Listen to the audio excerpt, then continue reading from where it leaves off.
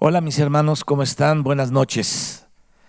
Gracias a Dios por este miércoles que podemos estar reunidos aquí en el nombre de nuestro Señor Jesucristo para poder meditar y poder considerar la escritura sagrada, la preciosa palabra de Dios. Estamos hablando del profeta Zacarías, ya vamos en el 12, creo que vamos avanzando bastante bien. Y les quiero decir que después de esto vamos a tener un tiempo de pues estamos orando, estoy orando para esto, a ver cómo el Señor lo pone en el corazón, o sea, si lo afirma o no, pero vamos a hablar algo acerca de el Evangelio de Juan con respecto al tabernáculo y todo eso que la Escritura enseña de una manera tan impresionante. Pero vamos a ver si es por ahí o es por otro lado. Pero ahorita estamos aquí en Zacarías, estamos viendo cómo en estas profecías que van una y otra, el Espíritu de Dios las acomodó para hablarnos de tantas cosas en este profeta como lo hemos estado viendo. Y llegando aquí al capítulo 12, estamos viendo la situación de Jerusalén. Y esta fue una profecía de la palabra de Jehová, dice acerca de Israel, ¿no? Jehová que extiende los cielos y funda la tierra y forma, dice, el espíritu del hombre dentro de él ha dicho. Y hablamos eso del espíritu que es formado dentro de nosotros, el espíritu de Dios en nuestro espíritu. Vimos cómo él lo formó. Hablamos de lo que significa esto de extiende los cielos, o sea, y veíamos cómo mientras Dios extiende los cielos, la tierra queda como un puntito. En esa tierra Dios tiene fijados sus ojos, pero ahí puso al hombre, nos puso a nosotros.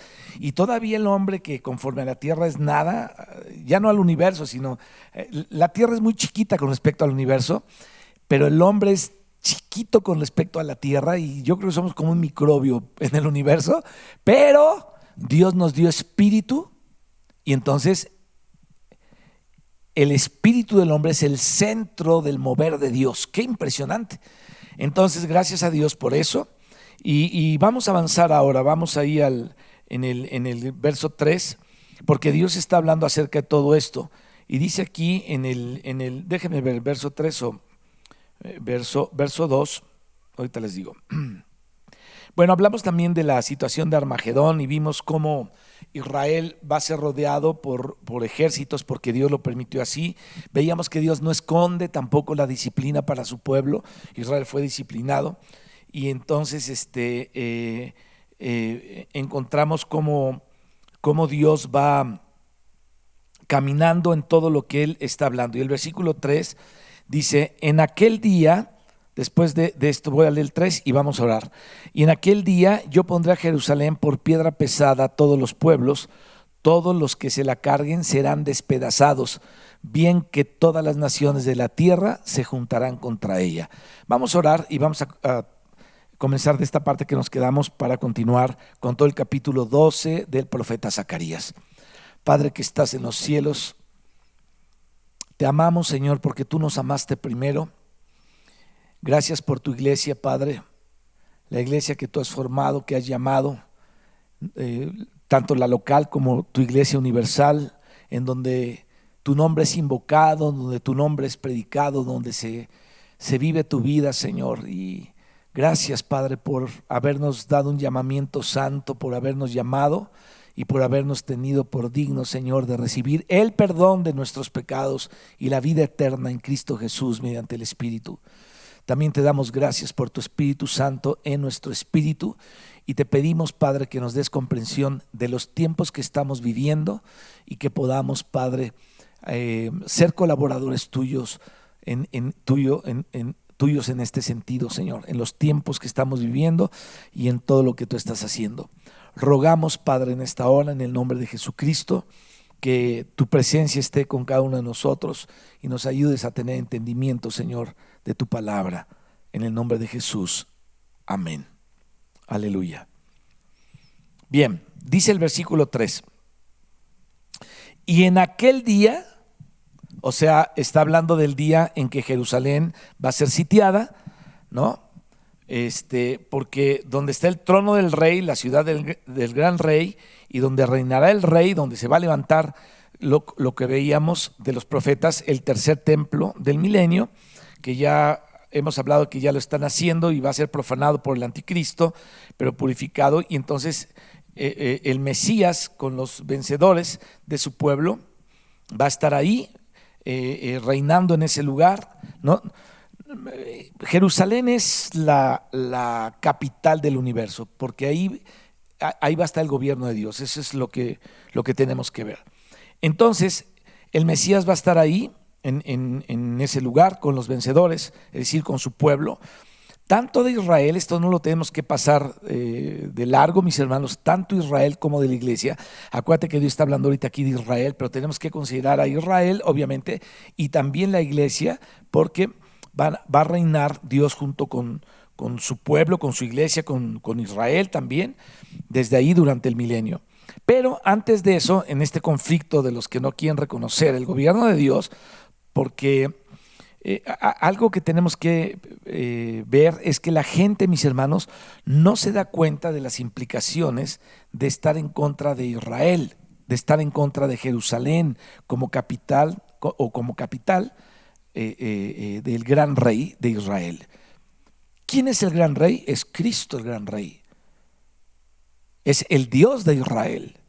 Entonces, imagínate estar en contra de la ciudad que Dios ama. Las personas piensan que Israel es lo peor. Ahora, déjame decirte una cosa. Yo sé que dentro de todos los situaciones que hay, muchos que están ahí son judíos, pero no quiere decir que sean parte de Israel. Eso, ¿no? Entonces, porque a Cristo lo desecharon, su pueblo muchas veces lo desechó, a lo suyo vino, los suyos no lo recibieron. Pero yo te estoy hablando del remanente que Dios ha provisto para aquel entonces, cuando se cumplan los tiempos. Y entonces piensan que Israel es lo peor y viene un antisemitismo por todo esto, pero no se dan cuenta con quién se están metiendo. Pero así como dijo el Señor al principio a Faraón, para esto te levantaré, para mostrar en ti mi poder y que mi nombre sea anunciado en toda la tierra. Así también, mis hermanos, con el profeta Ezequiel, lo veíamos la otra ocasión también, en el capítulo 38 y en el capítulo 39, leemos: entonces todas las naciones me conocerán cuando vean mi juicio que he hecho. Y vemos que aquí está hablando de la misma cosa. Ahora, ¿cuál es este sentido del Armagedón? El sentido del Armagedón, mis hermanos, es que Dios va a demostrar que Él puso su rey en Sión. Y aunque se quieran burlar y digan, vamos a unirnos o unámonos y quitémonos de sus ligaduras, la Biblia dice que Dios se va a reír y luego les hablará en su furor. Entonces, la gente hoy en día está hablando mal de Israel sin darse cuenta que, como veíamos la vez pasada, se está metiendo con la pupila de sus ojos. Y bueno, la situación no es así, ¿no? Entonces dice el versículo 3, en aquel día yo pondré a Jerusalén por piedra pesada a todos los pueblos. Fíjate, tenemos que entender esto y ver todo esto. Las naciones de la tierra, según la ONU, son como 200 y pico, ¿no? O 200 y tantas reconocidas por la ONU. Pero el 35%, más de un tercio de las discusiones de la ONU, te estoy hablando del 35% de las discusiones de la ONU, en donde hay 270 y tantas naciones, tienen que ver con Israel. Más de un tercio de las discusiones de la ONU tienen que ver con Israel. Hay tantos países más grandes. A mí me costó una vez en un mapa de esos que son una bola, encontrar Israel de lo pequeño que es. Israel es un lugar sumamente pequeño. Es mucho menor que un lugar que se llama Cundinamarca, que tiene, fíjate, Cundinamarca tiene 24,000 kilómetros cuadrados, pero Israel tiene 21,000 kilómetros cuadrados, todavía es más pequeño, ¿no? Hay otras naciones más o menos por el estilo de Cundinamarca, que es El Salvador en Centroamérica, ¿no? Pero dice aquí, y en aquel día yo pondré a Jerusalén por piedra pesada a todos los pueblos, todos los que se la carguen. O sea, si en las discusiones de la ONU más del 35% tienen que ver con Israel, esto quiere decir que ese pequeño país de 21,000 kilómetros cuadrados está pesando, ya empezando a pesar, pero va a pesar todavía más a medida que el tiempo avanza. Entonces hay gente que quiere ponerse a Jerusalén, mis hermanos, cargarla sobre sí misma y hacer lo que quieran. Pero dice, serán despedazados. Dice la Escritura, todas las naciones de la tierra se juntarán contra ella. Y aquí les quiero contar algo que pasó a Estados Unidos, que todos sabemos que tradicionalmente Estados Unidos ha sido un aliado de Israel, pero en el tiempo del señor Obama empezaron a traicionar y un señor llamado Kerry, ya sabrán ustedes quién será, empezó a llevar la política de Obama para obligar a forzar a Israel a ceder lo que es de ellos y lo que Dios les dio a ellos. Es decir, lo que es de ellos, la política de Obama es que cedan todos esos territorios, ¿no? Y entonces a través de varios profetas en estos tiempos, uno se llama Bob Jones, otro se llama Rick Joyner y otros hermanos, hay varias profecías que podemos, si las buscan, las pueden leer. Dice el Señor a los Estados Unidos en estos días, y lo pueden leer ahí, si lo buscan en internet, dice, ustedes han dividido la tierra de mi pueblo, entonces yo dividiré la vuestra. Le está hablando a los Estados Unidos de Norteamérica. Y el hermano que le dio, uno de los que le dio esta visión, dice que apareció un ángel en esa visión gigantesco en la profecía, ¿no? Con una espada gigante también, y bajó la espada y cortó a los Estados Unidos en dos, ¿no? Por una línea. Desde el Mississippi, entre los lagos del Golfo de México. ¿Y saben qué sucedió, mis hermanos? Se abrió una grieta que cada vez se está abriendo más y que se llama la falla de Nueva Madrid. Antes, la falla de San Andrés era como muy famosa porque quedaba hacia la costa del occidente de California. Ahí está la falla de San Andrés. Es una grieta que los aviones siguen mostrando. Pero cuando anunciaron todo esto, empezaron a hablar de esta falla. Fíjate, fue en este tiempo justamente cuando Obama quiso que Israel se deshiciera de ciertas tierras que Dios le dio y de lugares que Dios le había dado. Viene esta profecía y entonces una parte iba a ser fría, se iba a dividir Estados Unidos, la otra iba a ser caliente, y no solamente se abrió, una grieta ahí, sino que vemos que donde el ángel puso la espada, exactamente pasó. ¿Por qué? Porque has querido dividir mi tierra, la tierra de mi pueblo, yo he dividido la tuya. Eso fue lo que dijo el Señor. Entonces vino este ángel inmenso con una espada inmensa y le dio un sablazo a Estados Unidos y se abrió la grieta y se sigue abriendo más y más, y ahora apareció otra grieta de la que un científico japonés habló, ¿no? Acuérdate que está temblando mucho, ha temblado en Armenia, ha temblado en Turquía, en muchos lugares, pero ha temblado en el mismo punto donde se abrió la grieta, donde se produjo un terremoto famoso que destruyó la mitad de la ciudad de Armenia, y porque fue otra grieta que se abrió por otro lado, justamente en el mismo lugar, solo que más al fondo, más abajo, y no fue tan fuerte, pero dice que fue como 4.6. Pero imagínate, la gente se está poniendo contra Dios, y al ponerse contra Dios, mis hermanos, el reino de Dios y contra la nación de los patriarcas de Dios, a quienes Dios no ha dejado sin corregir, bueno, pues es ponerse con Sansón a las patadas, diríamos en un dicho popular, ¿no? Entonces, nunca debemos pensar que aunque Dios es el Dios de Israel, Dios ha sido parcial con Israel.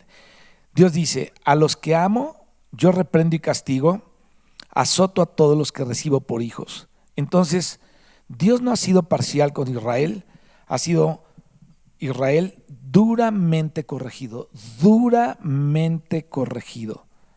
Dura cosa es caer en manos del Dios vivo. Israel ha sido a través de los siglos, de los tiempos, duramente corregido. Pero también ahora les llegó la hora del consuelo. Entonces, la tercera parte del cántico de Moisés, que está en Deuteronomio 32, es el retorno de Israel y el retorno de Dios a Israel. Al principio del profeta Ezequiel, mis hermanos, en la visión que se presenta ahí, la nube de gloria sale del templo, sale al atrio y se sube para irse, pero al final retorna otra vez con la venida del Señor, y estos son los dolores de parto ya del nacimiento de Israel. Entonces miren lo que dice aquí: en aquel día yo pondré a Jerusalén por piedra pesada a todos los pueblos, todos los que se la carguen, o sea, que se meten o que se metan a querer hacer lo que se les da la gana a los hombres, como si no hubiera Dios, como si Dios no hubiera hablado. ¿Qué va a pasar con todos los que se la carguen? ¿Se carguen qué? A Israel. Dice, serán despedazados. Déjame decirte lo grave que fue el pecado de Adán. El pecado de Adán no fue nada liviano, que fue lo que nos transmitió a nosotros. Gracias a Dios por Jesucristo, porque nos permitió nacer de nuevo a una esperanza viva por medio de la resurrección de Jesucristo de entre los muertos. Nos permitió nacer en el Espíritu y nos permitió ser parte de los hijos de Dios por su gracia y por su misericordia. Y ya nos toca a nosotros caminar de acuerdo a los principios de Dios. Pero la vida que transmitió Adán fue algo muy, muy serio, que tiene que ver con todo esto que te estoy diciendo. ¿Por qué? Porque cuando Satanás le dice a Adán, dice, serán abiertos tus ojos, y él sabe, dice que será semejante al Altísimo. Entonces Adán quiso ser semejante a Dios, la misma meta que tenía el diablo. Ahora, ¿por qué la gente está en contra de la ciudad de Dios? ¿Por qué la gente está en contra de Dios? ¿Por qué la gente no cree en Dios? Porque trae la simiente sembrada del diablo dentro de sí mismos, porque no se han convertido, no han nacido de nuevo, y entonces la gente cree que puede hacer lo que quiere. A mí me da, por un lado, perdón que lo que voy a decir, por un lado me da coraje y por otro lado me da risa, pero más coraje que risa, seguramente por mi temperamento. Soy más corajudo que risueño. No, pero me da un poquito de coraje, mucho coraje, que el hombre crea que es Dios y que puede hacer lo que se le dé a su gana hacer. Vi un documental ustedes ya conocen, de esta señora periodista que nombró el caso de un libanés pervertido de trata de niños y que viola niños junto con el exgobernador de Puebla. Y cuando yo vi el careo, mis hermanos, entre ella y el periodista, yo vi el cinismo de este hombre tan horrible, un hombre depravado en gran manera, burlándose. O sea, mi pregunta es, la gente, porque tiene poder económico y le puede decir a un senador, presidente del PAN, ¿no?, de un partido político aquí, me cambias la ley y esa ley tal por cual no va a caminar, y el otro, el senador le dice, no te preocupes, no, o diputado, no sé qué era, no te preocupes, eso yo me encargo de que no puedas, más te vale, porque yo no quiero que, fíjense, un empresario libanés ordenándole a alguien, a un diputado o a un senador, que no haga que esa ley que iban a hacer prospere, una ley que iba en contra de los intereses de este señor. Y el otro diciéndole, el que representa a los que votaron por él, que no se preocupe, que él se encarga de eso. Y todo el otro dice, pues más te vale que sea así. Yo no lo podía creer. Hay gente que se cree Dios, que son endiosados, que pueden mover, como si tuvieran la vida por ellos mismos. Yo digo, ojalá se arrepientan, pero si no se arrepienten, yo no sé cuál es el motivo de su existencia aquí, de esa gente malvada y horrible. Entonces, imagínate cuando vayan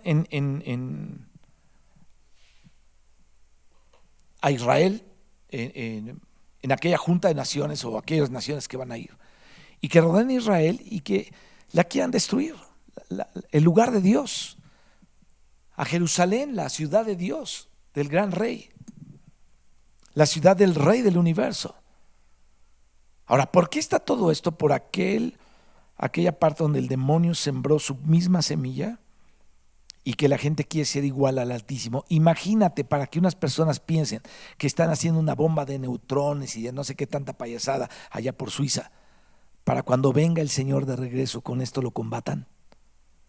Capta eso que te estoy diciendo.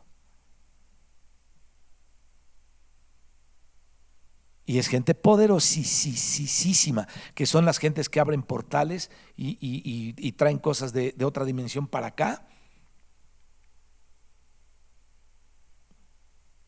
Y están bien organizadas en las cúpulas, en las élites del mundo.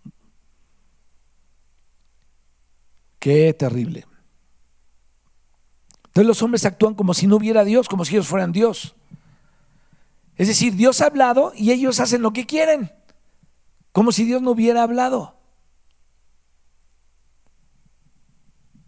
¿Qué va a pasar con todos los que se la carguen? Te lo vuelvo a repetir, serán despedazados. ¿Por qué?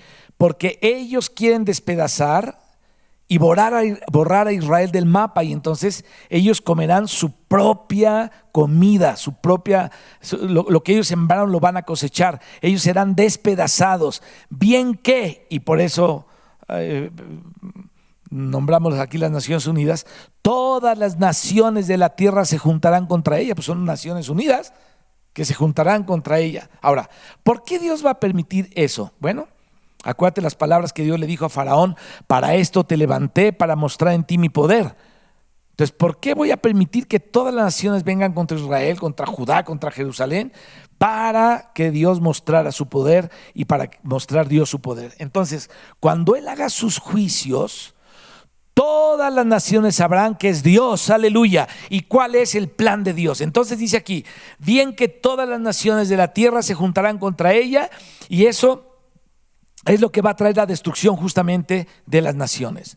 Dice el verso 5: en aquel día, dice Yahvé, heriré con pánico a todo caballo.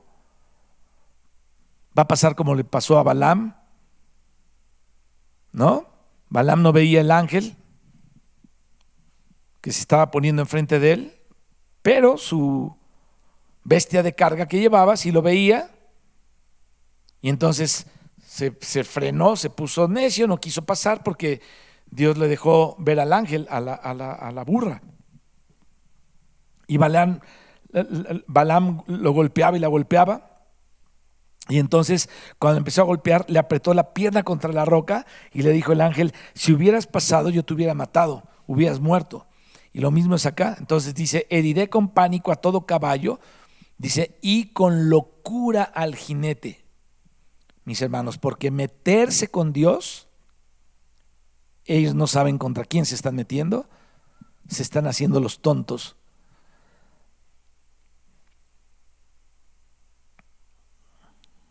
¿Cuántas cosas han pasado que Dios ha librado a Israel?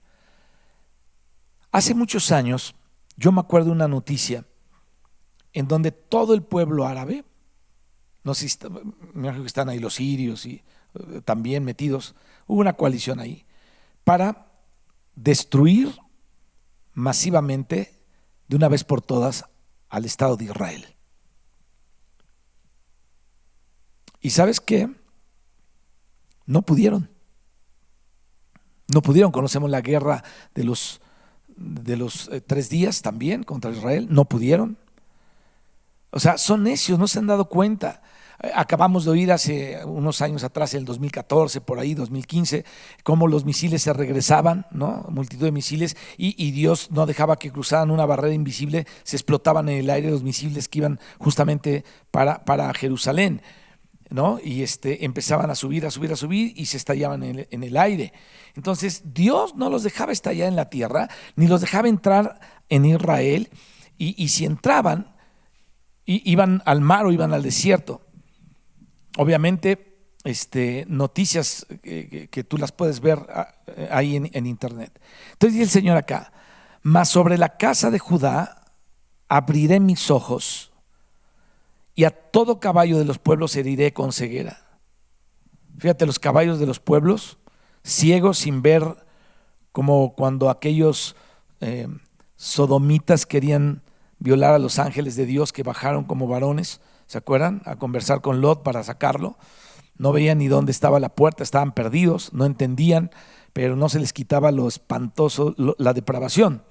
O cuando Eliseo estaba sentado y los sirios lo buscaban, y Giesi veía a los sirios y a Eliseo, pero él no veía, ¿no? No veía todo lo que estaba alrededor de ellos. Y le dice Eliseo a Giesi: mira, Giesi, más son los que están con nosotros que los que están con ellos. Pero Giesi no los veía. Ni tampoco los sirios los veían, y entonces oró Eliseo y le dijo: Señor, te ruego que le abra los ojos a este.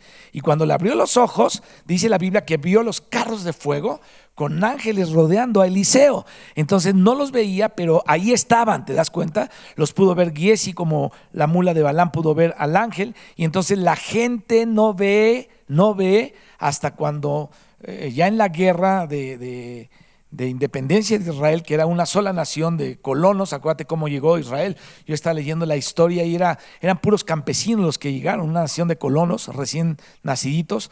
Se le vienen 6 naciones, eran 300,000 de Israel, y las naciones eran 1,200,000 de soldados contra colonos. Israel los barrió a todos, pero las personas que fueron testigos veían, además de los sabios de Israel, veían a ángeles ayudando a Israel. Entonces los ciegos no los veían, pero a los que Dios les abrió los ojos los veían. Y como ese pueblo pequeño, mis hermanos, de colonos, con una extensión de 21,000 kilómetros cuadrados apenas, con apenas 300,000, y los otros con 1,200,000, no los colonos sino los soldados, sin contar los habitantes de las naciones. 6 naciones vinieron contra Israel. Y miren lo que dice acá: sobre la casa de Judá abriré mis ojos, y a todo caballo de los pueblos heriré con ceguera. Versículo 5: y los capitanes de Judá dirán en su corazón, es decir, los que están al frente del ejército de Israel, adentro se van a dar cuenta de qué. Dice: tienen fuerza los habitantes de Jerusalén en Yahvé Sabaoth, su Dios. Y ahora ya le puso otro nombre, ahora está hablando de guerra, y entonces es Yahvé Sabaoth.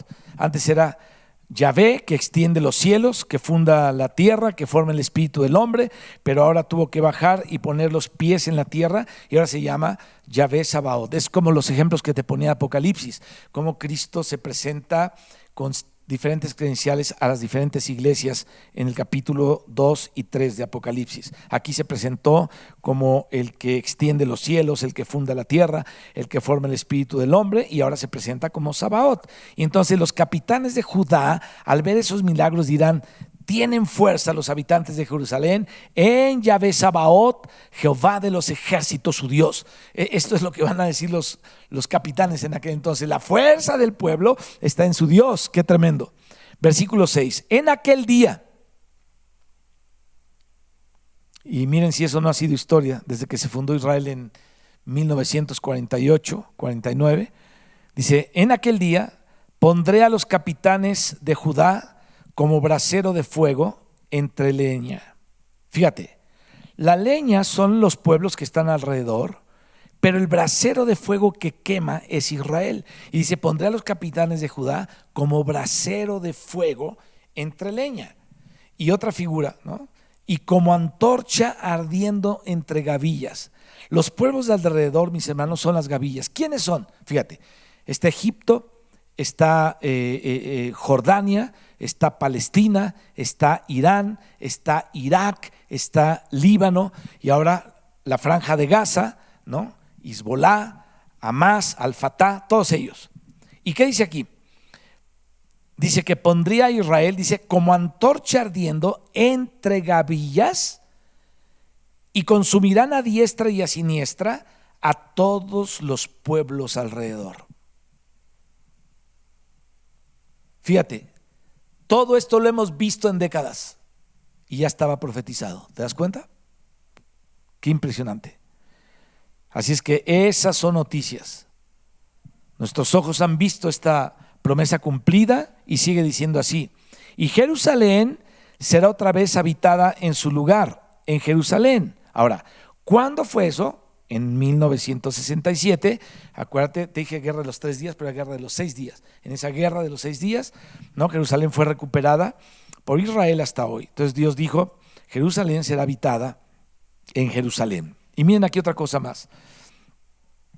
En 1948 fue cuando nació la nación de Israel, como estaba la profecía diciendo. Dios todavía no libró Jerusalén. Israel comienza en 1948, 49 fue la guerra de la independencia, luego otras guerras, luego en el 67 la guerra de los 6 días cuando recuperaron Jerusalén. Y miren cómo en ese mismo orden Dios lo había profetizado y dice así en el verso 7: y librará Yahvé las tiendas de Judá primero, es decir, los colonos, para que la gloria de la casa de David y del habitante de Jerusalén no se engrandezca sobre Judá. Y entonces miren cómo Dios actúa para evitar una oligarquía elitista, una situación de esta magnitud que no tenga en cuenta al pueblo, que se crea la mayor y la grande, ¿no? Dios empieza por la periferia, Dios empieza por los barrios pobres, por los menospreciados. Empieza a librar primero las tiendas de Judá en el 48, en el 67 llega y es liberada Jerusalén, y Dios dice que así lo haría. ¿Con qué objetivo? De que habite Jerusalén con sus habitantes y no se engrandeciera sobre los demás, o sea, sobre todos los demás, obviamente se refiere al pueblo de Jerusalén o de Israel. Y entonces Dios comienza trabajando como en el avivamiento de los pentecostales, ¿se acuerdan? De la calle de Azusa allá en los Estados Unidos, creo que fue en Los Ángeles eso.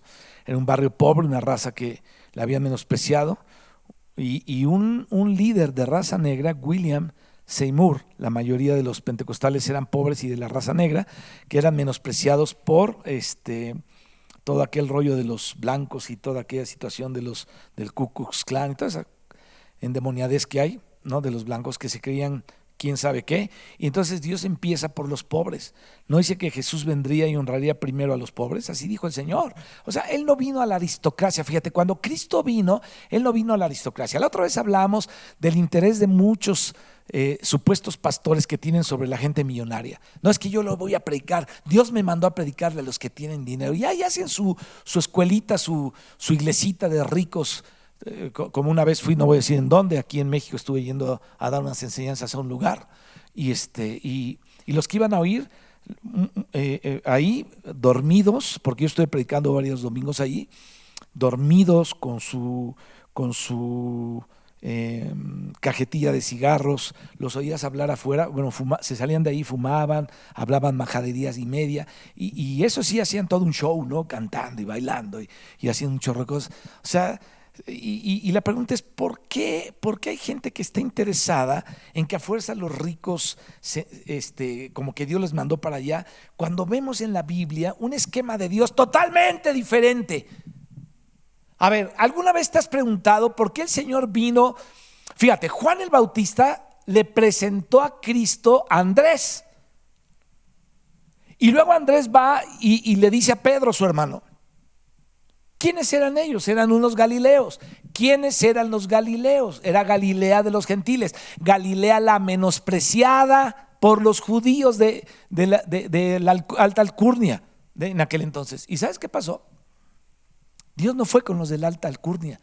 Él no fue a hablarle un día a Caifás y a Anás en una de las reuniones del Sanedrín. El Señor no llegó a decirles: ahí el reino de Dios ya llegó. No es cierto. Él fue a otros lugares muy diferentes, a los lugares pobres, humildes, de los menospreciados. Por eso dice la Escritura: de lo menospreciado de este mundo, Dios va a avergonzar a lo que se cree mucho. Por eso debemos pensar, hermanos, ¿quiénes somos nosotros? Alguien de los que Dios tuvo misericordia.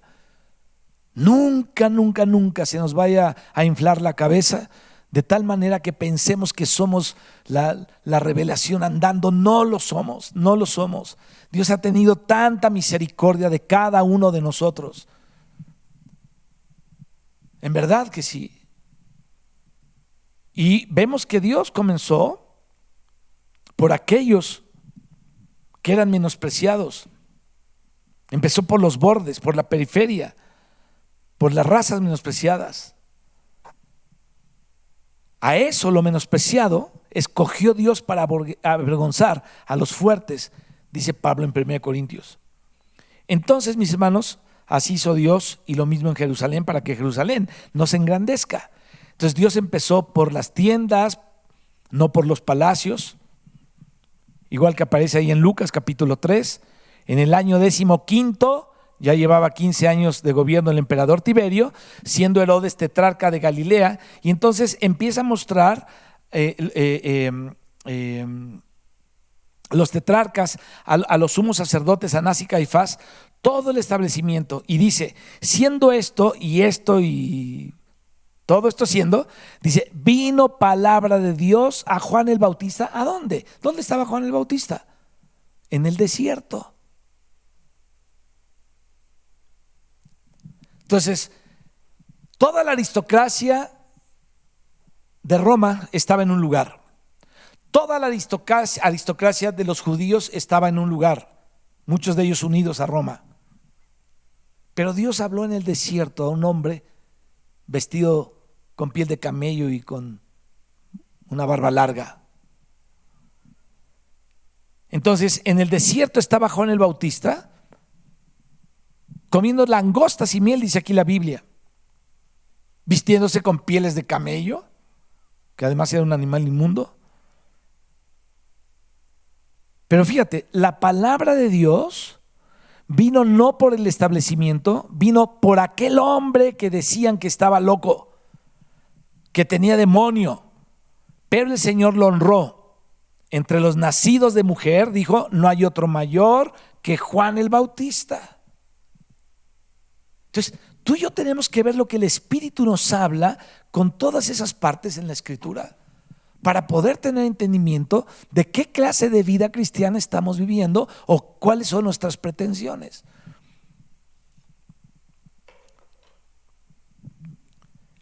La fama se busca a todos los niveles, mis hermanos. De repente nos llega una locura en donde uno quiere ser famoso. Te hablo por mí, pero te hablo también por todo lo que he visto.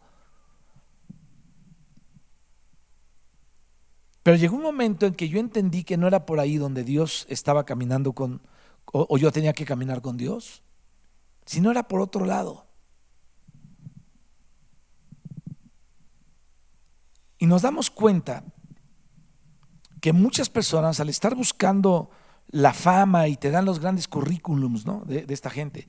Es que visitó tantos continentes, es que hizo esto, hizo aquello. O sea, yo creo que no va por ahí. Pero mira, aquí dice que entre los nacidos de mujer no había otro mayor que Juan el Bautista, aquel hombre que estaba raro.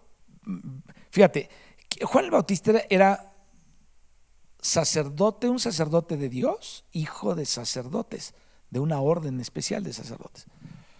Su padre era sacerdote y su madre venía de otra orden sacerdotal. Entonces, Juan el Bautista era mayor que Moisés. Juan el Bautista era mayor que Isaías. Juan el Bautista era mayor que todos los del viejo orden nacidos de mujer. Eso es lo que dice aquí el Señor Jesucristo. Y luego dice, en el reino de Dios, porque ahí todavía no se había nacido de nuevo, pero en el reino de Dios, es decir, ya los que nacieron de nuevo, el más pequeño del reino de Dios es más grande que Juan. Entonces, si tú y yo vemos lo que Juan vio, mis hermanos, es impresionante. En primer lugar, Juan fue el que identificó al Mesías. Nadie sabría quién era si Juan no lo identifica. O sea, es impresionante porque, mira, a veces, mis hermanos, esto lo he visto a través del tiempo. Me estaba yo acordando de algunas anécdotas con ciertos misioneros y cosas así. yo les decía en la otra ocasión, no se trata de predicar la Biblia. O sea, hay que predicarla, pero no se trata de eso, se trata de ver a Dios. Porque yo te puedo asegurar, mi hermano, que aún predicando, podemos estar pecando contra Dios. Puede ser. Hay casos muy grotescos, ¿no? Donde es obvio. Aquel que está compartiendo anda con otras que no es su esposa, todo eso es obvio. Pero hay otras cosas que no son tan obvias, que los cristianos necesitamos discernir. ¿Por qué te digo esto? Porque mira en dónde es donde Dios llega a hacer su revelación. En los más insignificantes. Yo no veo por ningún lado que Juan buscaba popularidad, que Juan buscara ser un famoso, que Juan buscara ser tenido en cuenta más que Jesucristo. ¿Por qué? Porque él dijo, el que viene tras de mí es mucho mayor que yo, y yo no soy digno ni siquiera de desatarle o de atarle las correas de su calzado. Entonces a mí me impresiona esa parte de Juan, el precursor de Jesucristo, anunciado por Isaías, ¿no? Entonces nos damos cuenta que hay quienes han perdido, mis hermanos, la línea, la compostura en Dios, por querer ser alguien muy famoso o famosos. Híjole, no te voy a decir de muchos casos que conozco, porque tú ya los has en alguna vez ya te los he de haber dicho desde hace años, pero hemos visto cómo estos famosos realmente llegan a ser otro tipo de gente que no tiene que ver con Dios. Y mira, el más pequeño en el reino, o sea, Juan fue mucho más grande que los profetas, pero el más pequeño en el reino es mayor que Juan. Y te decía que Juan fue el que identificó al Mesías. Él fue el que dijo, ese es el Cordero de Dios. Nadie lo había identificado, nadie podía identificarlo, nadie podía ver eso más que Juan.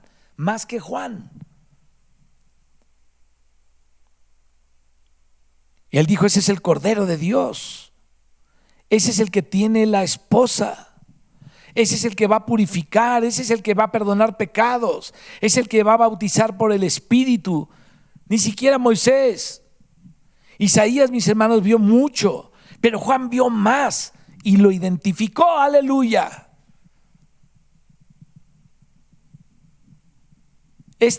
Los otros escudriñaban y entendían qué tiempo y qué persona, pero Juan dijo, este es, mientras los otros escudriñaban, mientras los otros trataban de entender qué tiempo y qué persona, Juan dijo, es ya no luchen más, ahí viene, ese es el Cordero de Dios. Y entonces a los ojos de Dios, el mayor entre los del Antiguo Testamento, del que hizo cruzar ese puente para el Nuevo Testamento, bueno, pues fue Juan. O sea, ya no estaba ninguno de los otros profetas, que fueron unos profetas de Dios, pero Juan era el mayor. Y fíjense, todo el establecimiento, pero sin la palabra de Dios, no funciona en nada. Es decir, toda una estructura sin el Dios revelado o el verbo de Dios no es absolutamente nada. Pero la palabra de Dios vino a Juan en el desierto, dice ahí. Es decir, la palabra vino, el verbo vino, el Espíritu vino, Dios se lo reveló. Algunos pocos que lo oyeron y lo creyeron, como los discípulos Andrés y Juan, ¿no? Oyeron a Juan el Bautista y siguieron a Jesús.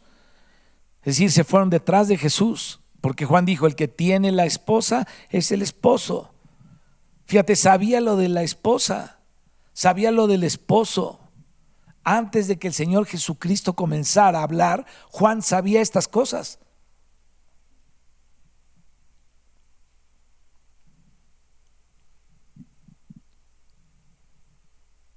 ¿Qué te dice eso?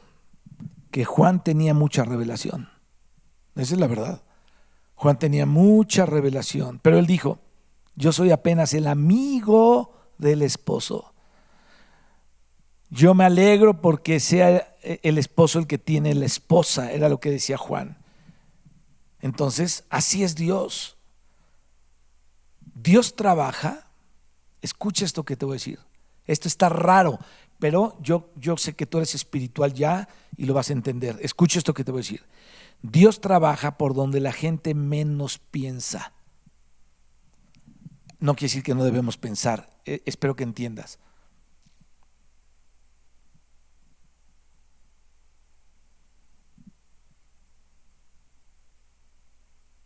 Lo que la gente, a lo que la gente menosprecia es donde Dios trabaja, ¿no? Con los menospreciados. Y Dios trabaja también con esa gente.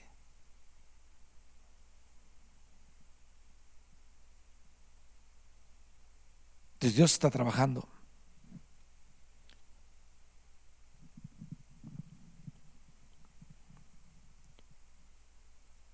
Lucas, el médico que escribió el Evangelio de Lucas, obviamente, y los Hechos de los Apóstoles, por el Espíritu Santo habló y dio una descripción del establecimiento oficial, pero en esa oficialidad no estaba la palabra de Dios, ¿no? Cuando habla de toda la organización ahí.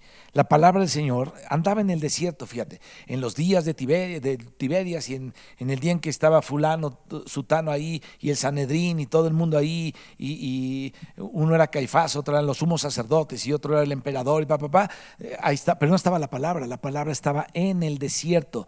Entonces vemos que la palabra del Señor estaba con Juan ahí en el desierto y luego con aquellos discípulos que le entregó a Jesús. ¿Quién le entregó a Jesús los discípulos? Pues Juan el Bautista. Y entonces así dice Dios aquí: y librará Yahvé las tiendas de Judá primero, para que la gloria de la casa de David y del habitante de Jerusalén no se engrandezca sobre Judá. Pero ahora miren lo que va a hablar aquí, esto va a decir aquí, que va a decir aquí es para estos días. En aquel día, y ya está hablando de nosotros, Yahvé defenderá, y lo que se está acercando, la morada de Jerusalén.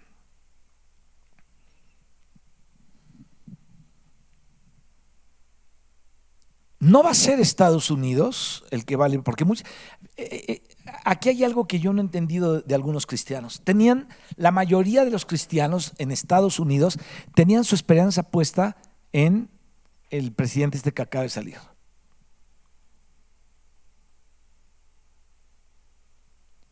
Y oraban y Señor, deje este presidente y que gane, y hasta profetizaron, oh, va a ganar otra vez este señor y todo el asunto, ¿no? Y miren lo que pasó. Salió un ente del infierno a ser el presidente, otro, uno era de una parte del infierno, otro del otro lado del infierno. Entonces, yo no sé por qué los cristianos empezaron a hacer tanto énfasis en orar que se quedara este señor, el señor Donald Trump. No sé por qué querían que se quedara. Cristianos teniendo su esperanza en un depravado, en un estafador ladrón, en un fraudulento. Chequen su biografía y todo lo que hizo. Todo eso fue fraudulento. Y los cristianos estaban poniendo su esperanza en Él, no en el Dios de los cielos. Entonces, Estados Unidos, no es que Estados Unidos ha ayudado mucho a Israel. No es Estados Unidos, es Dios cumpliendo su profecía, ayudando a su pueblo, al cual ama como la niña de sus ojos. Eso lo tenemos que ver y lo tenemos que entender.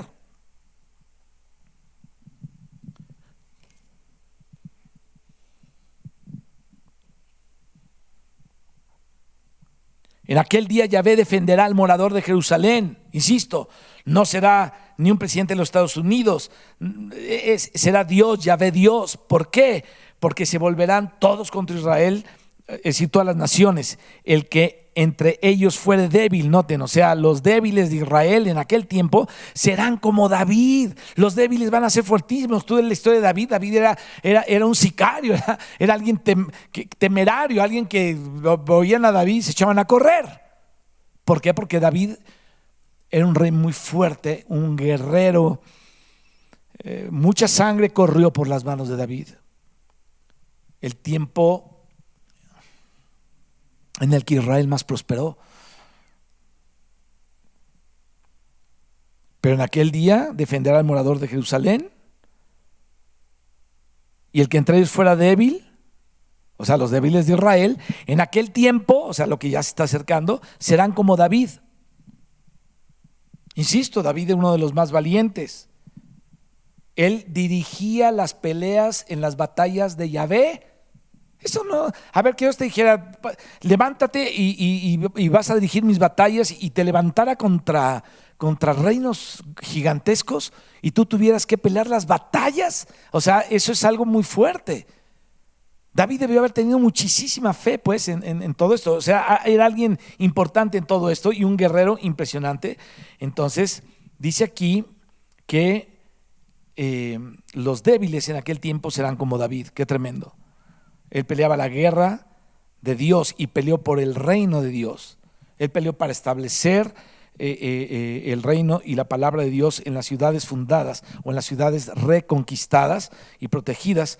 Y por eso el trono de David y de Salomón, mis hermanos, Dios lo llama el trono de Yahvé. ¿Por qué? Porque David no peleaba cosas para los intereses de él, sino para los intereses de Dios. Para los ojos de Dios, David, mis hermanos, fue muy valiente, y ahora dice que para estos tiempos del fin, ya para el Armagedón mismo, dice aquí que el más débil de los de Israel será como David. Y entonces todo el demás pueblo de Israel, ahora date cuenta que esto es algo impresionante. Dice, y la casa de David como Dios. Esto es tremendo. Ahora fíjate, Dios con quién lo relaciona, como el ángel. Y aquí yo le pondría con mayúscula, o debemos verlo con mayúscula, el ángel de Yahvé delante de ellos. Si no hubiéramos visto desde el principio Zacarías, como lo vimos, no sabríamos quién es este ángel, porque muchos no lo sabían o no lo saben, pero tú y yo ya lo sabemos. Ahí cuando empieza el capítulo 1, el varón entre los mirtos de la hondura, que es el ángel de Yahvé, que se presenta como Yahvé enviado por Yahvé, y como Yahvé que reprende a Satanás, que dice Yahvé, o sea, el Padre te reprenda. A ese ángel, Yahvé, mis hermanos, no se le puede poner un ángel con minúscula, porque no es un ángel creado. El ángel de Yahvé es el que apareció a Moisés en la zarza y le dijo, yo soy el Dios de Abraham, de Isaac y de Jacob. Y entonces cuando Moisés le preguntó cómo se llama, él le dijo, yo soy el que soy. Ese es el ángel de Yahvé. No es con minúscula, no es un ángel creado, es con mayúscula, y se refiere, ¿te acuerdas?, a la teofanía o a la aparición del Padre por medio del Hijo en los tiempos antiguos. Este es el Hijo antes de la reencarnación. Cuando lo vio Agar dijo, he visto al viviente que me ve. ¿Te acuerdas ahí en el pozo cuando Sara le había dicho que ya se fuera? Entonces cuando lo vio Manoa pensó, vamos a morir porque hemos visto a Dios. Y Dios había dicho a Moisés, no me verá hombre y vivirá. Pero las apariciones de Yahvé a través de la palabra ángel con mayúscula no se refiere a naturaleza, es la palabra más bien que designa el oficio de mensajero. O sea, no un ángel con alas, pues era el Hijo de Dios, era el mensajero de Dios, que es Cristo.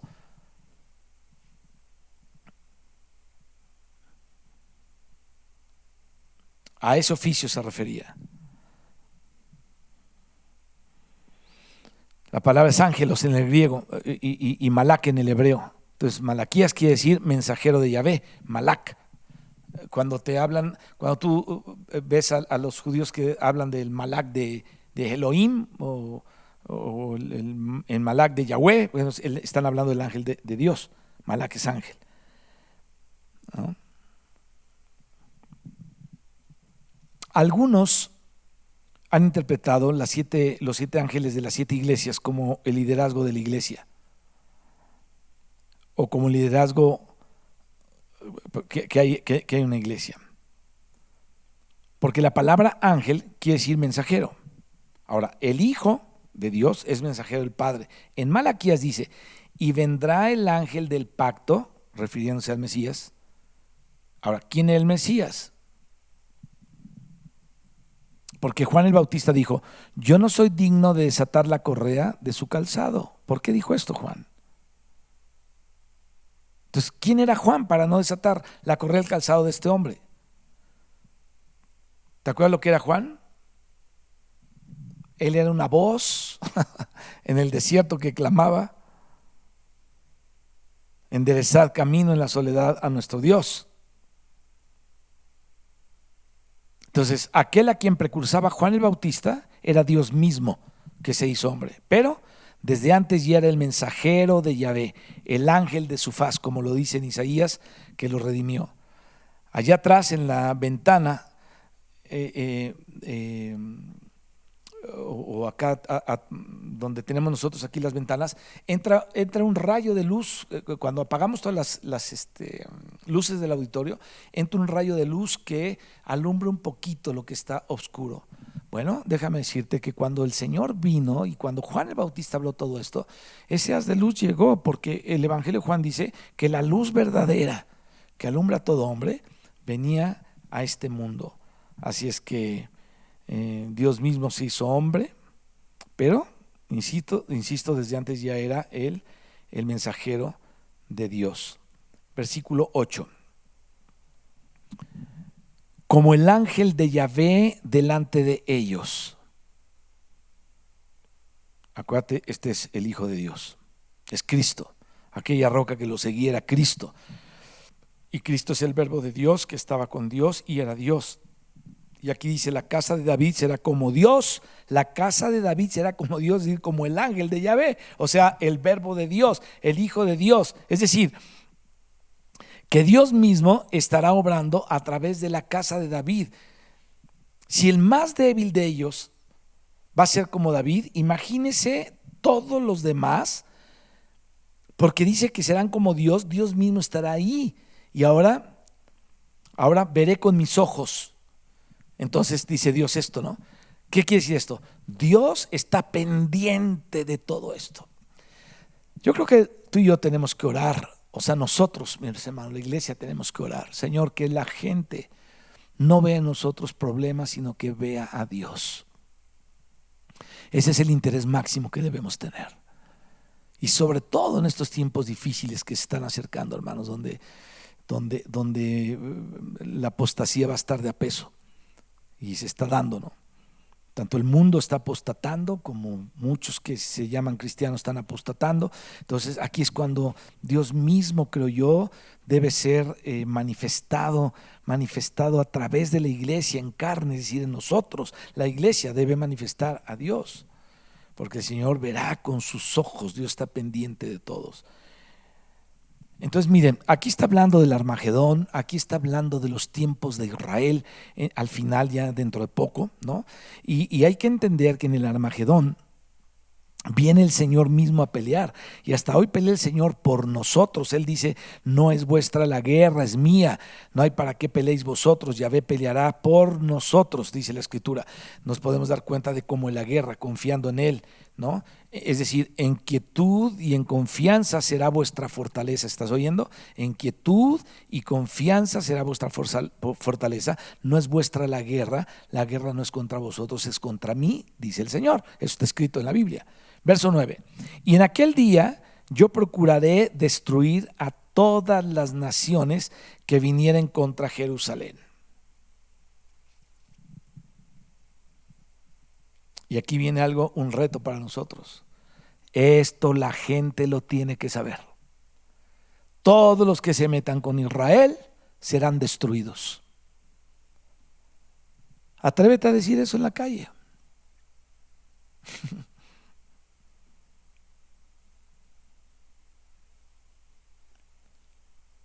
¿Por qué lo tenemos que decir? Porque la gente no sabe en qué se está metiendo cuando entra en ese espíritu antisemita y pensar y venirse en contra de Israel, tan solo con el pensamiento. A mí me da mucho pendiente de este país en el que vivimos, porque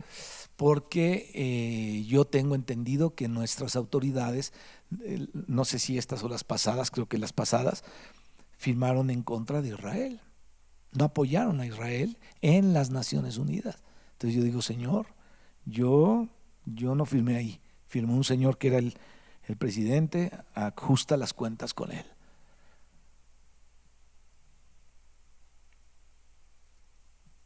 Si por aquella política del presidente negro Obama, un musulmán, un hombre sumamente liberal, mundano,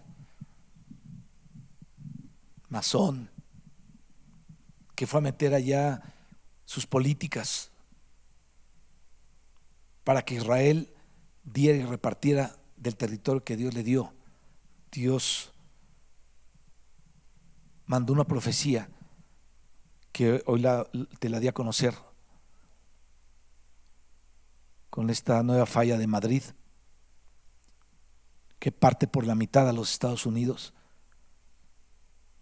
que ya la habían visto pero estaba inactiva y se activó justamente en los años en que Estados Unidos quiso que Israel se despojara de lo que Dios le había dado. ¿Qué pasará con todos estos que se meten ya directamente con Israel? Te lo voy a volver a leer porque está en Zacarías. Y en aquel día yo procuraré destruir a todas las naciones que vinieren contra Jerusalén.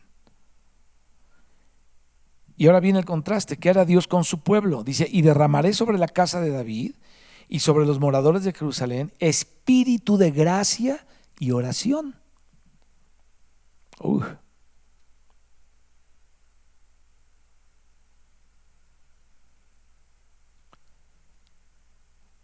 En este mismo libro, en el capítulo 4, que ya lo hablamos,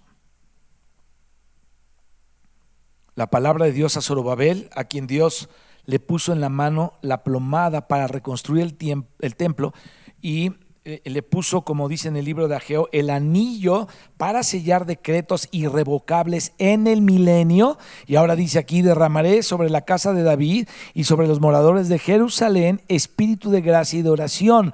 ¿Cuál era la palabra para Zorobabel? No es con ejército, no es con espada de la natural, sino con mi espíritu. Entonces el asunto, mis hermanos, no es con la fuerza natural, sino con la cerviz doblada, con las rodillas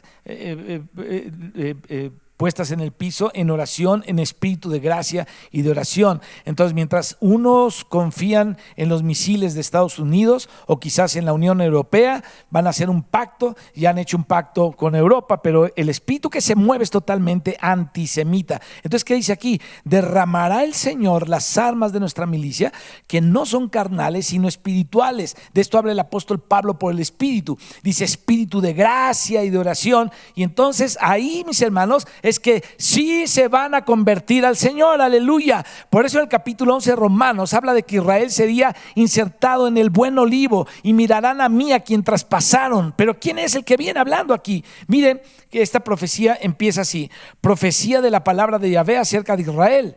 Yahvé extiende los cielos, funda la tierra, forma el espíritu del hombre dentro de él. Ha dicho, el que hace esto, dice, ahí empezó, y vemos que ahí empezó a hablar. ¿Quién empezó a hablar? Yahvé. ¿Y qué dice Yahvé? Para que sepan quién es Jesucristo. Y mirarán a mí, a quien traspasaron. Es decir, reconocerán a Cristo, el Hijo unigénito de Dios, como Dios. Aleluya. Nosotros creemos que Jesucristo es Dios mismo. Señor, lo reconocemos por tu gracia, por tu misericordia. Que Jesucristo es Dios. Pero en aquel día, Señor, en aquel día, tu pueblo Israel te conocerá. Aleluya. Y fíjate qué tremendo. Ya lo hemos visto aquí en el capítulo 14, como Dios va a ser más claro, y apenas vamos hasta el 13, y dice, llorarán como se llora por hijo unigénito. Acuérdate de esa expresión de Juan en el Evangelio, en donde dice el unigénito de Dios. Entonces, el unigénito de Dios es palabra de Dios mismo acerca de su Hijo, hablada por Zacarías, tomada por Juan. Llorarán como se llora por hijo unigénito, afligiéndose por él como quien se aflige por el primogénito. Por eso, mis hermanos, es que el Señor reservó un día en el calendario litúrgico judío o judaico, como le quieras decir, que es el Yom Kippur, o sea, el día de la expiación en el cual los judíos lloran y tienen que llorar, y ellos no saben por qué tienen que llorar ese día, pero cuando llegue este día y entiendan quién es Jesucristo, el Mesías de ellos, el propio Dios, porque ese niño que les nacería, según Isaías 9:6, era el consejero, el admirable, el Dios fuerte, dice aquí el Padre eterno, como se le llama a Yahvé en varios versículos del Antiguo Testamento. Entonces por eso dice, afligiéndose por él como quien se aflige por el primogénito. Es el unigénito, primogénito, es el Hijo, es Dios, es el ángel de Yahvé con mayúscula, el ángel de Yahvé porque es de, no está en ese de hebreo, no está, en el idioma hebreo no está, pero él es Dios mismo. Entonces en el verso 11 dice, en aquel día habrá gran llanto en Jerusalén, porque como el llanto de Adradimón en valle de Megido, y la tierra lamentará cada linaje aparte. Fíjate, date cuenta, habla de los linajes y aquí nombra 4 linajes. Es interesante verlo. Ahora, lo curioso, lo interesante es que 3 son bien conocidos, pero uno es un linaje raro que Dios lo haya puesto aquí y por algo lo puso. Miren los linajes. La tierra lamentará cada linaje aparte. Los descendientes de la casa de David, o sea que habrá descendientes de la casa de David en ese tiempo del fin, y por eso se dice que en este tiempo, en medio de estas guerras que ya estamos viviendo, que se van a desarrollar más y más, lamentarán los del linaje de David. Por sí dice, y sus mujeres por sí, los descendientes de la casa de Natán. ¿Quién era la descendientes de la casa de Natán? Era el amigo íntimo de David, cuyo nombre se lo puso a uno de sus hijos David, que fue el que continuó las crónicas de Samuel, Natán y Gad, que constituyen el resto de los libros de Samuel y de los jueces. Y dice acá, y sus mujeres por sí. Luego, los descendientes de la casa de Leví por sí. Es decir, puso el reino y puso el sacerdocio primero, y sus mujeres por sí. Y miren qué descendientes habría también en el tiempo del fin. Uno que se había levantado contra David, tirando piedra y polvo y maldiciéndole, diciéndole de majaderías. Y cuando David vino, ya después de que esa rebelión había sido apagada, él pidió perdón y David lo perdonó, pero Salomón le aplicó la pena de muerte porque realmente él afrentó a Dios. Acuérdate que David al morir dijo, ya ese no me lo dejes vivir, ¿no? Salomón, ven, y a fulano de tal, mientras estuve yo tuvo gracia, pero truénalo porque afrentó a Dios, afrentó al rey David, figura de Cristo, y Salomón lo juzgó, pero su descendencia continuó hasta el tiempo del fin, y seguramente, mis hermanos, pasó como los hijos de Coré, ¿no? Que ya lo vemos en los Salmos. Coré se rebeló contra Moisés, con Datán y con Abiram, y dice la Biblia aquí que se los tragó la tierra, pero antes de que se los tragara la tierra, Moisés les dijo, apártense de ellos. Entonces, los que no se apartaron de la familia de ellos, se los tragó la tierra, pero los que se apartaron del pecado de sus padres, estuvieron del lado de Dios, entonces sobrevivieron y llegaron a ser salmistas, y ya lo hemos visto en otras ocasiones, hay salmos preciosos que escribieron los descendientes de Coré. Y entonces, nos damos cuenta aquí de que Dios no dice, qué bueno, los padres comieron las uvas verdes y los hijos tienen la dentera. No dice así. Sí hay una afectación del pecado de los padres hasta la 4ª generación, pero si se arrepienten, la maldición la llevó el Señor en la cruz, aleluya. Así como quedaron, aunque Coré y sus familias, no todos, se los tragó la tierra vivos, los que se apartaron sus familias también, y respetaron a Dios, llegaron a ser salmistas, y hay cánticos de ellos que se cantan incluso profecías tremendas en esos salmos de los hijos de Coré. Y ahora también la casa de Simeí, dice aquí, estarán sus descendientes también junto con los de David, con los de Natán, con los de Leví. También ellos estarán ahí con los que no menciona, pero mencionó 4 entre todos. Estarán lamentándose al reconocer que aquel a quien habían traspasado, que aquel a quien habían crucificado era el Mesías y era Dios que se había hecho hombre para salvarlos. Van a decir, ¿cómo lo hicimos? ¿Cómo fue posible esto? Entonces estarán llorando de su ceguera, estarán llorando de su rebelión, pero el Señor, dice la Biblia, va a purificarlos. Y luego dice, y sus mujeres por sí, todos los otros linajes. Ahí están los demás, pero mencionó 4, cada uno por sí y sus mujeres por sí. ¿Cuánto llevamos, Carlos? Le vamos a parar aquí para entrar en el capítulo 13 la siguiente vez y no dejarlo. Bueno, aunque vimos que esta es una perícopa, pero la vamos a terminar empezando el capítulo 13 la siguiente vez. Mira, mi hermano, tenemos que entender todo esto que estamos viendo lo más posible, pedirle a Dios ayuda para comprender los tiempos que estamos viviendo, ¿no? Los tiempos que se vienen, el papel tan importante que está jugando Israel en el mundo, las cosas que se están dando en toda la globalización y el papel que tiene la iglesia en medio de todo esto, de intercesión, de representar y de poder permitir que el mundo vea que Dios está con nosotros. Eso es sumamente importante. Expresar a Dios, debemos ser su expresión. Estoy de acuerdo con Windesley cuando habla de esto. Debemos expresar a Dios, para eso Dios nos hizo, para ser la expresión de Dios, por supuesto que sí. Tenemos que representarlo a Él en esta tierra. Dios hizo así a Adán, ¿no? Y juzgarás esto, para sojuzgar toda la creación, ¿no? Y una vez hablamos de cómo Dios le dijo, las aves de los cielos, las bestias del campo y los peces del mar, ¿no? Los vas a sojuzgar. Entonces Dios puso al hombre para que lo representara en su autoridad contra los principados en el aire, contra los demonios en la tierra y contra las huestes que están en el abismo también, en el mar, ¿no? O en los abismos, que son demonios que salen al servicio de los ángeles caídos y al servicio mismo de Satanás.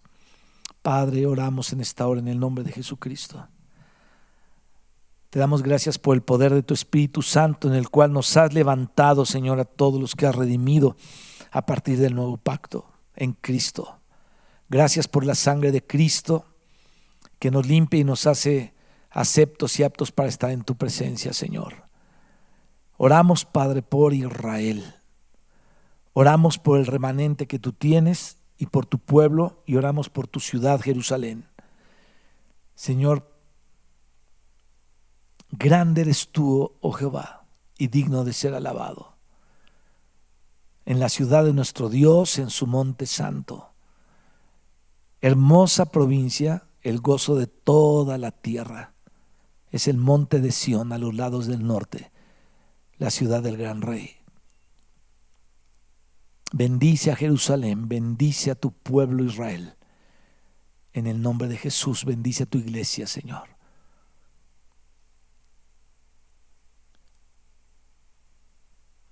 Muchos van a lograr ver, Señor, aquel día del que está hablando Zacarías, por tu Espíritu, en donde se dolerán por haber traspasado a su Redentor. Y también oramos, Padre, porque nos utilices para hablarle a la gente que no tiene esperanza en esta tierra, que vienen tiempos difíciles y que todo aquel que se oponga a Dios va a perecer. Algunos nos tildarán de locos, pero otros te escucharán, Señor.